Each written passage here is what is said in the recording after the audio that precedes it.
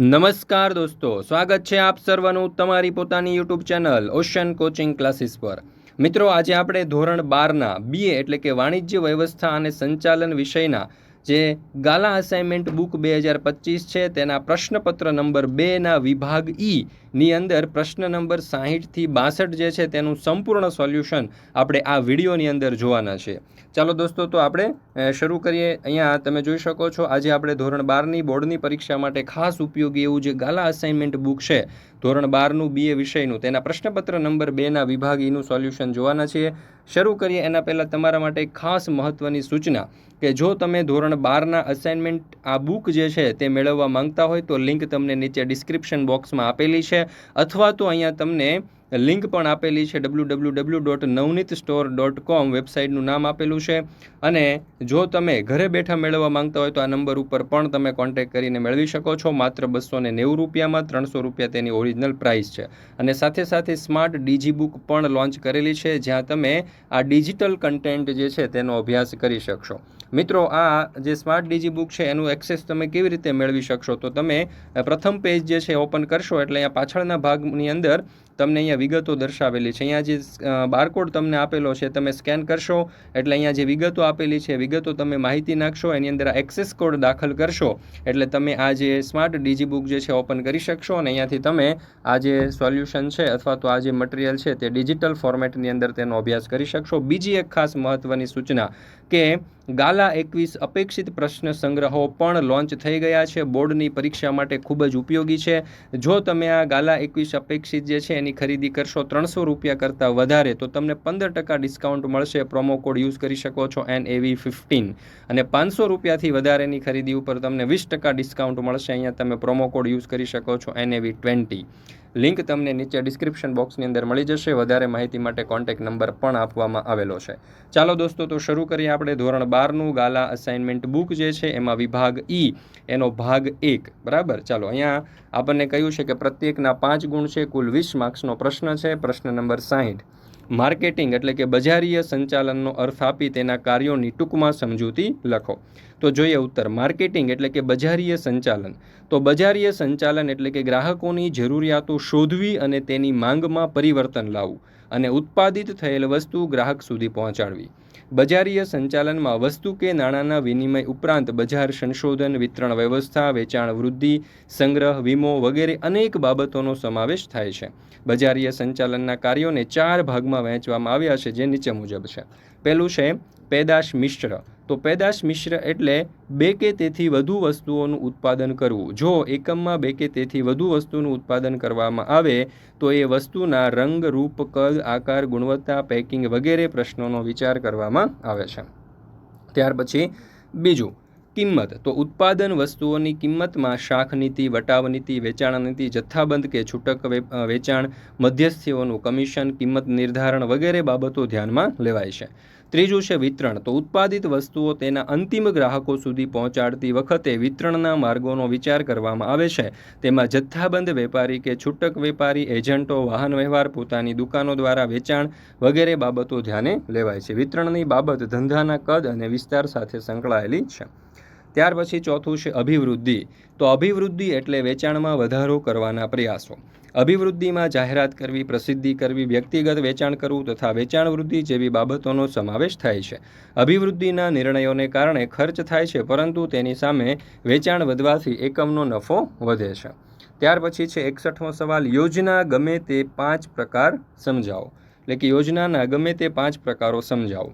તો યોજનાઓ વિવિધ પ્રકારની હોય છે। આ દ્રષ્ટિએ યોજનાના વિવિધ પ્રકારો નીચે મુજબ દર્શાવી શકાય। અહીંયા ચાવી પણ આપણને આપેલી છે આ પ્રશ્ન યાદ રાખવા માટેની। જો કાકા આકસ્મિક વ્યૂહ શૂન્ય।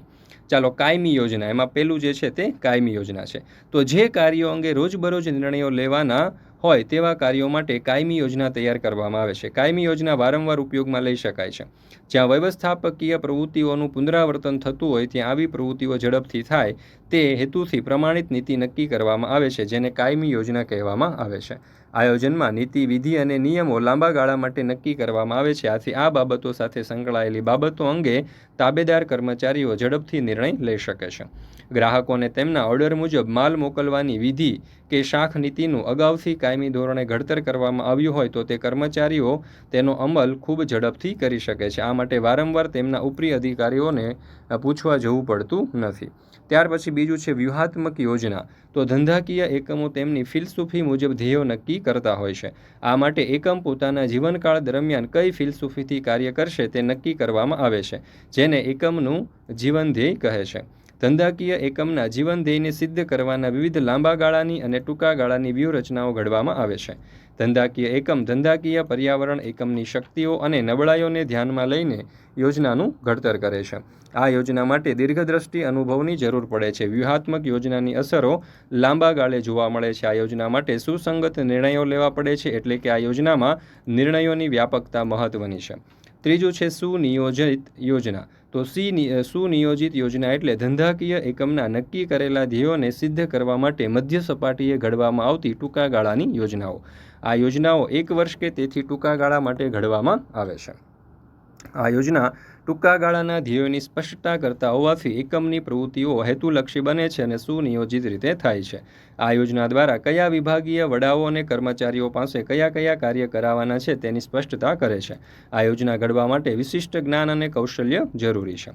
ત્યાર પછી ચોથો મુદ્દો છે કાર્યકારી યોજના. તો કાર્યકારી યોજનાઓ એટલે એકમના વિવિધ વિભાગો, કાર્યજૂથો અને વ્યક્તિઓ પાસેથી કાર્ય સંબંધી અપેક્ષિત પરિણામો પ્રાપ્ત કરવા માટે ઘડવામાં આવતી યોજનાઓ.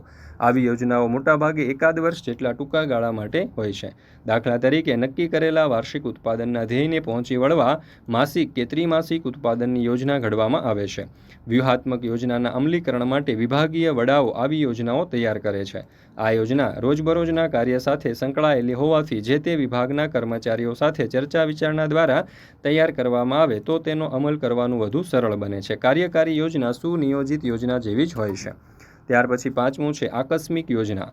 તો ધંધાકીય એકમે બદલાતી જતી પરિસ્થિતિને અનુરૂપ થવું ખૂબ જ જરૂરી છે. કેટલાક ચોક્કસ પરિબળો જેવા કે રાજકીય, આર્થિક, સામાજિક કે કુદરતી પરિબળોમાં ફેરફારના કારણે ધંધાકીય પર્યાવરણમાં પણ ફેરફાર થાય છે. આના કારણે અગાઉની યોજનામાં ફેરફાર કરવો પડે કે નવી યોજના ઘડવી પડે છે, તેને આકસ્મિક યોજના કહે છે. ત્યાર પછી છઠ્ઠો સવાલ, એક ઉપયોગી યોજના. તો વિશિષ્ટ હેતુઓની સિદ્ધિ માટે એક ઉપયોગી યોજના ઘડવામાં આવે છે. આ યોજના ખાસ પ્રવૃત્તિઓ માટે જ તૈયાર કરવામાં આવે છે. જે કાર્ય પ્રવૃત્તિઓનું પુનરાવર્તન થતું ન હોય તેવી પ્રવૃત્તિઓ માટે એક ઉપયોગી યોજના તૈયાર કરવામાં આવે છે. દાખલા તરીકે વહાણ બાંધકામ, મકાન બાંધકામ, પેકેજિંગ, પ્રિન્ટિંગ વગેરે માટે આ યોજના ખૂબ જ મહત્વની છે. ત્યાર પછી છે 62મો સવાલ, પસંદગીની પ્રક્રિયા ટૂંકમાં સમજાવો. તો પસંદગીની પ્રક્રિયા નીચે મુજબ આપણે દર્શાવી શકાય. આ, જ, રૂબરૂ, ભૂત, પ્રાથમિક, તબીબીની એકમ. આ એની ચાવી છે. ચાલો એમાં જોઈએ પહેલું આવકાર અને પ્રાથમિક મુલાકાત. તો સર્વપ્રથમ એકમમાં ઉમેદવારને આવકાર આપવામાં આવે છે. સ્વાગત કરતાં પ્રાથમિક પૂછપરછ કરીને યોગ્ય લાગે તો ભરતી અધિકારી પાસે ઉમેદવારને મોકલે છે. ભરતી અધિકારી ઉમેદવાર પાસેથી તેના જ્ઞાન, કૌશલ્ય અને કામગીરી અંગેની પૂછપરછ દ્વારા માહિતી પ્રાપ્ત કરે છે. પ્રાથમિક માહિતીમાં જો ઉમેદવાર યોગ્ય લાગે તો તેઓની અરજી પત્રક ભરવા માટે આપવામાં આવે છે. આ કાર્યનો હેતુ અયોગ્ય ઉમેદવારને શરૂઆતથી જ અરજી કરતા અટકાવવાનો છે. આથી ભરતી અધિકારીઓનો સમય બચે છે અને કામગીરી સરળ બને છે. બીજું, અરજીપત્રક સ્વીકારવું અને ચકાસણી કરવી. તો અરજીપત્રક દ્વારા ભરતી અધિકારી ઉમેદવારની શૈક્ષણિક લાયકાતો, અનુભવ, જ્ઞાન અને કૌશલ્ય અંગેની જાણકારી પ્રાપ્ત કરે છે. અરજીપત્રક સાથે ઉમેદવાર પોતાની લાયકાત અંગેના જુદા જુદા દસ્તાવેજો જેવા કે ગુણપત્રકો, અનુભવના પ્રમાણપત્રો વગેરે જોડે છે અને ભરેલ અરજીપત્રકની ચકાસણી કરવામાં આવે છે. અરજીપત્રકમાં અધૂરી કે ખોટી માહિતી જણાય તો તેવા અરજીપત્રકને રદ કરવામાં આવે છે. જરૂરી કસોટીઓ લેવી. માન્ય કરેલ અરજીપત્રકોના ઉમેદવારોની વિવિધ કસોટીઓ લેવામાં આવે છે. તો દરેક ધંધાકીય એકમ કે સંસ્થા પોતાની રીતે કસોટીઓ લેતી હોય છે. તેના દ્વારા ઉમેદવારની માનસિક ક્ષમતા, ચપળતા, આવડત અને અભિરુચિ વગેરે બાબતોનો જાણકારી પ્રાપ્ત કરી શકાય છે. ચાલો એમાં પહેલું આપણે જોઈએ તો બુદ્ધિ કસોટી દ્વારા ઉમેદવારની બુદ્ધિ, યાદશક્તિ, ચપળતા, વિચારશક્તિ, નિર્ણય શક્તિ વગેરે જાણી શકાય છે. ત્યાર પછી બીજું, અભિરુચિ કસોટી દ્વારા જે કાર્ય માટે ઉમેદવારની પસંદગી કરવાની હોય તે કાર્ય અંગે ઉમેદવારની અભિરુચિ કે રસ અંગે જાણી શકાય. ધંધાકીય કસોટી દ્વારા ઉમેદવારે ખરેખર જે કાર્ય કરવાનું હોય તેની આવડત કેટલી છે તે જાણી શકાય. મનોવૈજ્ઞાનિક કસોટી દ્વારા ઉમેદવારનો સ્વભાવ, વલણ, ટેવ, પ્રામાણિકતા, આત્મવિશ્વાસ વગેરે અંગે જાણી શકાય. ચોથું છે રૂબરૂ મુલાકાત. જે ઉમેદવારો કસોટીઓમાં સફળ સાબિત થાય તેમને રૂબરૂ મુલાકાત માટે બોલાવવામાં આવે છે અને ઉમેદવારની પસંદગી માટે પસંદગી સમિતિ રચવામાં આવે છે, તેથી પૂર્વગ્રહ રહિત મૂલ્યાંકન થાય છે. ત્યાર પછી આપણે આગળ જોઈએ તો સમિતિમાં વિવિધ નિષ્ણાંતો, સંચાલકોના પ્રતિનિધિ, વિભાગીય વડા, કર્મચારી વિભાગના વડા વગેરેનો સમાવેશ કરવામાં આવે છે. રૂબરૂ મુલાકાતમાં ઉમેદવારને કાર્યને લગતા પ્રશ્ન પૂછવામાં આવે છે. વિષયાંતર ન થાય તેનું ધ્યાન રાખવામાં આવે છે. આ સમયે નોકરીની શરતો અને મળવાપાત્ર મહેનતાણા અંગે સ્પષ્ટતા કરી શકાય. 5મો સવાલ છે ભૂતકાળની કારકિર્દીની તપાસ. તો ઉમેદવાર હાલ જ્યાં કાર્ય કરતા હોય અથવા તો ભૂતકાળમાં જ્યાં કાર્ય કર્યું હોય તેવા એકમો પાસેથી ઉમેદવારને લગતી ખાનગી માહિતી મંગાવવામાં આવે છે. તેને અરજીપત્રકમાં ઉમેદવારે દર્શાવેલ માહિતી સાથે સરખાવી ચકાસવામાં આવે છે, જેથી ઉમેદવારની સાચી પરિસ્થિતિની જાણકારી મળે. ઉમેદવારની પ્રાપ્ત થયેલ માહિતી પૂર્વગ્રહ મુક્ત હોવી જોઈએ, જેથી ઉમેદવાર અંગે યોગ્ય નિર્ણય લઈ શકાય. આ ઉપરાંત અરજીપત્રકમાં ઉમેદવારે જણાવેલ સદગૃહસ્થનો અભિપ્રાય મેળવવામાં આવે છે, જે પસંદગી પ્રક્રિયામાં મદદરૂપ નીવડે છે. ત્યાર પછી 6થો મુદ્દો છે પ્રાથમિક પસંદગી. જો ઉમેદવાર રૂબરૂ મુલાકાત અને ભૂતકાળની કારકિર્દી બાબતમાં લાયક જણાય તો પસંદગી સમિતિ ઉમેદવારની યાદી તૈયાર કરે છે. આ યાદીમાં જેટલી જરૂર હોય તેના કરતાં વધુ ઉમેદવારની યાદી તૈયાર કરવામાં આવે છે. 7મો સવાલ છે તબીબી તપાસ. જેટલા કર્મચારીઓની જરૂર હોય તેટલા ઉમેદવારોની પ્રાથમિક પસંદગી કરી એકમે નક્કી કરેલ ડૉક્ટર કે હોસ્પિટલમાં તેમને શારીરિક તપાસ માટે મોકલવામાં આવે છે. આ તપાસનો મુખ્ય હેતુ ઉમેદવારને કોઈ શારીરિક તકલીફ કે ગંભીર માંદગી તો નથી ને તે જાણકારી મેળવવાનો છે. બાકીના ઉમેદવારોનો સમાવેશ પ્રતીક્ષા યાદીમાં કરવામાં આવે છે. ભવિષ્યમાં જ્યારે કર્મચારીઓની જરૂર પડે ત્યારે આ પ્રતીક્ષા યાદીમાંથી ક્રમાનુસાર પસંદગી કરવામાં આવે છે. ત્યાર પછી 8મું છે નિમણૂક પત્ર. અંતિમ પસંદગી બાદ ઉમેદવારને નિમણૂક પત્ર આપવામાં આવે છે, જેમાં પસંદગીને કયા સ્થળે, કઈ જગ્યા માટે, કઈ સત્તા, ફરજો અને જવાબદારીઓ તથા કર્મચારીઓને મળવાપાત્ર પગાર, અન્ય આર્થિક અને બિનઆર્થિક બાબતો અંગેની જાણકારી આપવામાં આવે છે. 9મો મુદ્દો છે એકમ પરિચય અને કાર્યની સોંપણી. તો આધુનિક એકમો નિમણૂક આપ્યા બાદ અને કાર્યની સોંપણી કરતા પહેલા કર્મચારીને એકમની નીતિ, પર્યાવરણ, ઉપરી અધિકારીઓ, સહકર્મચારીઓ અને તાબેદારો સાથે પરિચય કરાવે છે. ત્યારબાદ કાર્યની સોંપણી કરવામાં આવે છે. ત્યાર પછી આપણે જોઈએ 63મો સવાલ દોરવણીનું મહત્વ સમજાવો. તો ધંધાકીય એકમમાં કર્મચારીઓની કાર્યક્ષમતાનો આધાર દોરવણી ઉપર રહેલો છે. કર્મચારીઓને પ્રોત્સાહિત કરી તેમના કાર્યોનું નિરીક્ષણ કરી તેમને યોગ્ય માર્ગદર્શન આપી એકમના ધ્યેય સિદ્ધ કરી શકાય છે. સંચાલન પ્રક્રિયાના વિવિધ કાર્યોમાં દોરવણીનું કાર્ય વિશેષ મહત્વ ધરાવે છે. દોરવણીનું મહત્વ નીચેની બાબતો પરથી સ્પષ્ટ થાય છે. પહેલું, કાર્યક્ષમતામાં વધારો. જો વ્યવસ્થા તંત્રમાં કાર્ય કરતા કર્મચારીઓને વિભાગીય કાર્યો બાબતમાં યોગ્ય દોરવણી પૂરી પાડવામાં આવે તો વ્યવસ્થા તંત્ર કાર્યક્ષમ બને છે. દોરવણીને કારણે કર્મચારીઓને પોતાના કાર્યો, સત્તા અને જવાબદારી વગેરે બાબતો સ્પષ્ટ થાય છે. પરિણામે તેમની કાર્યક્ષમતામાં વધારો થાય છે. ત્યાર પછી બીજું છે કાર્યક્ષમતાનું વિશ્લેષણ. તો કર્મચારીઓના કાર્યનું વિશ્લેષણ અને મૂલ્યાંકન દોરવણી દ્વારા કરવામાં આવે છે.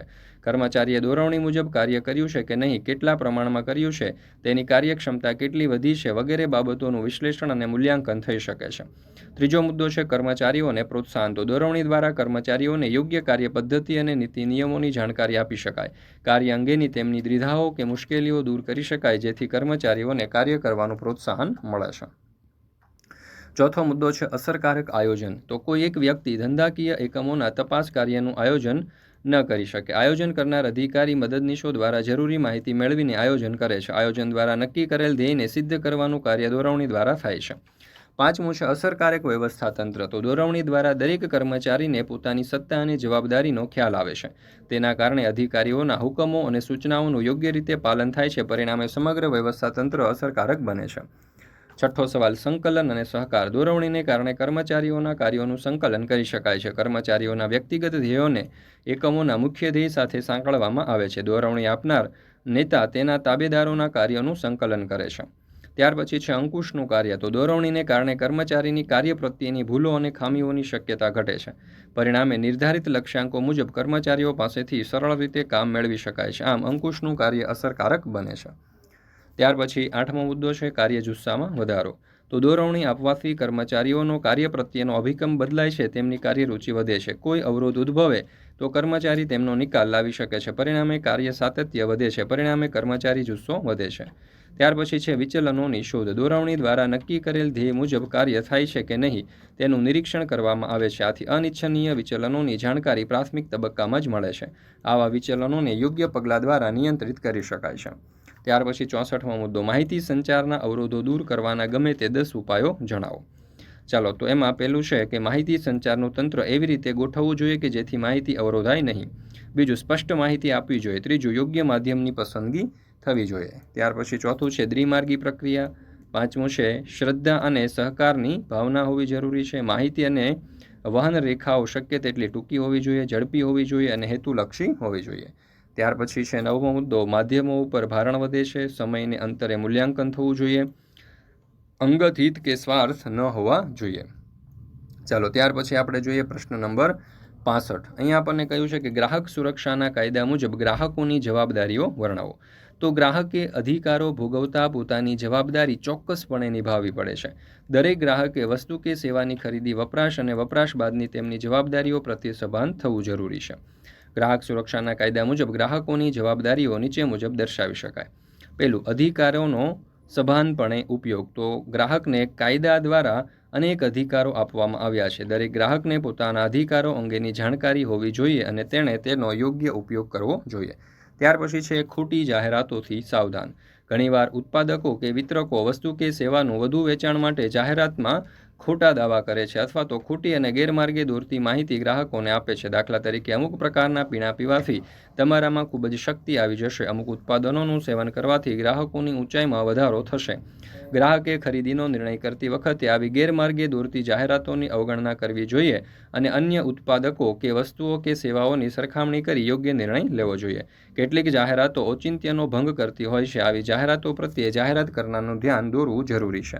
ગ્રાહકે જાહેરાતોમાં દર્શાવવામાં આવતા વપરાશ અને વસ્તુના ખરેખર વપરાશ બંનેની સરખામણી કરી તેમાં જો તફાવત માલુમ પડે તો જાહેરાતકર્તાનું ધ્યાન દોરવું જોઈએ. ખરીદી કરતી વખતે સાવધાની. તો ગ્રાહકે ખરીદનારે સાવધ રહેવું એ સૂત્રને યાદ કરવું પડે.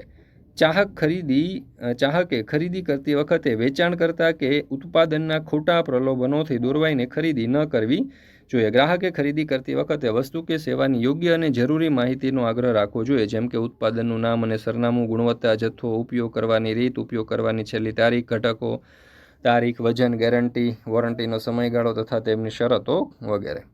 ત્યાર પછી છે બિલ માટેનો આગ્રહ. તો બિલ માટેનો પણ આગ્રહ જે છે એ ગ્રાહકે ફરજિયાત રાખવો જોઈએ. ત્યાર પછી પાંચમો મુદ્દો જે છે તે ગુણવત્તા માટેનો વિશેષ આગ્રહ છે. ત્યાર પછી છઠ્ઠું છે સાચી ફરિયાદની નોંધણી.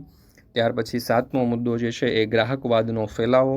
આઠમો મુદ્દો છે પર્યાવરણનું જતન. નવમો મુદ્દો છે નીતિમત્તા વિરુદ્ધની પ્રવૃત્તિઓમાં જોડાવું નહીં. મિત્રો, BA વિષયના અપડેટ્સ મેળવવા માટે આપણે આ વોટ્સઅપ ગ્રુપની અંદર જરૂરથી જોડાઈ જજો, જ્યાં તમને BA વિષયની જે આપણી IMP બેચ છે, જે મોસ્ટ IMP પ્રશ્નો છે, સોલ્યુશનના વિડીયો અને PDF છે, તમને મળતા રહેશે. કોર્સને લગતી જે આપણી માહિતી છે મેળવવા માટે નંબર ઉપર તમે કોલ કરી શકો છો. દોસ્તો, ફરી મળીશું આપણે ગાલા અસાઇનમેન્ટના એક નવા પ્રશ્નપત્રના એક નવા વિભાગના સંપૂર્ણ સોલ્યુશન સાથે. આગળના પ્રશ્નપત્ર અને વિભાગો તમે ન જોયા હોય તો અચૂકપણે જોઈ લેજો, જે તમારી બોર્ડની પરીક્ષા માટે તમને ખૂબ જ ઉપયોગી સાબિત થશે.